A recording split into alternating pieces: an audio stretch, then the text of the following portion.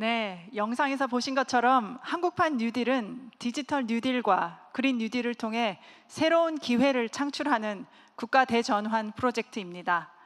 그럼 이제 본격적으로 한국판 뉴딜에 대해 국민 여러분께 보고드리는 시간을 갖겠습니다.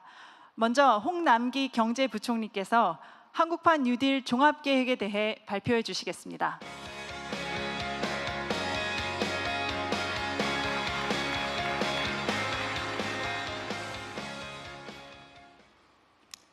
안녕하십니까. 부총리 겸 기획재정부 장관 홍남기입니다. 한국판 뉴딜 종합계획에 대해서 이제부터 보고드리겠습니다. 먼저 왜 한국판 뉴딜인가, 그 추진 배경입니다. 여러분 아시다시피 금년 초 코로나19에 따른 글로벌 팬데믹이 발생하면서 글로벌 경제는 대공황 이후에 가장 심각한 경기 침체를 경험하고 있습니다. 한국 경제도 코로나 위기를 여파를 비켜갈 수가 없었습니다. 내수 부진에 이어 수출 충격, 고용 충격이 이어지면서 경제 전반에 걸쳐 위기 국면이 진행되고 있는 것입니다. 그러나 우리의 경우 다행스럽게도 바이러스 방역의 경우에 우리의 선제적인 방역과 우리 독특한 특별 방역을 통하여 코로나 위기에 대한 피해를 최소화하면서 소위 K-방역의 신화를 써내려가고 있습니다. 경제 방역에 있어서도 세 차례 결정 추경을 통하여 60조 원 등 총 277조 원의 지원 대책을 마련하여 현재 강력하게 추진 중에 있습니다. 이와 관련하여 OECD 선진국들 그리고 G20 국가와 비교하여 우리의 경우 재정 투입 규모는 상대적으로 적으면서도 경기 위기에 대한 대응은 상대적으로 더 나은 성과를 거두고 있다는 것이 일반적인 평가입니다. 포스트 코로나 이후의 세계는 우리가 경험하지 못했던 세계입니다. 그 이전의 세계와는 확연하게 다르게 다가올 것입니다. 먼저 거대한 산업, 경제 산업 구조의 변화 흐름입니다. 비대면과 디지털화가 가파르게 진행되고 있고 저탄소와 친환경화에 대한 요구도 거세지고 있습니다. 그리고 우리가 코로나 위기를 겪으면서 우리는 위기의 직격탄이 취약계층에게 집중되고 특히 고용시장에서 밀려난 사람들에 대한 생계 위협을 눈으로 똑똑하게 목격하였습니다. 이에 우리 경제사회의 취약한 연결고리에 대한 보강의 목소리도 점점 커지고 있는 것입니다. 코로나 위기는 반드시 극복될 것입니다. 그러나 버티기와 일어서기에 그쳐서는 되지 않습니다. 버티기와 일어서기에 이어 신속한 개혁을 통해 달려가기가 함께 이어져야 합니다.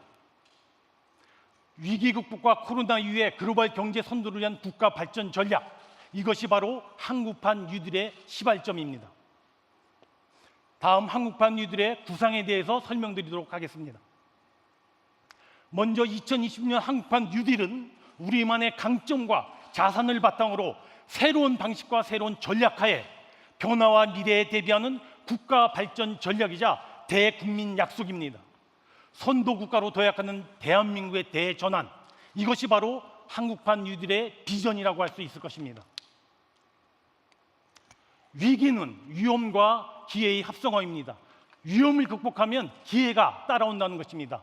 정부는 코로나 위기를 기회로 만들어 향후 추격형 경제에서 선도형 경제로, 탄소 의존 경제에서 저탄소 경제로 이행해 나갈 것입니다. 그리고 우리 사회도 불평등 정체 사회에서 포용 사회로 도약시켜 나갈 것입니다.